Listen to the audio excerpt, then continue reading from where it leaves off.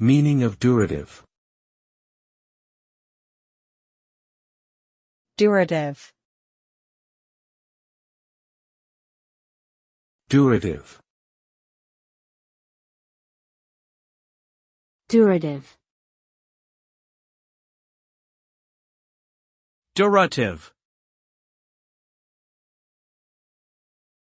The term durative refers to the aspect of a verb that indicates the action or event as being ongoing or continuing over a period of time.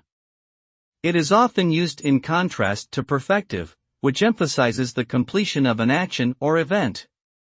By using durative aspect, we are able to describe an action or event from a temporal perspective, focusing on the duration over which it takes place rather than whether or not it has been completed.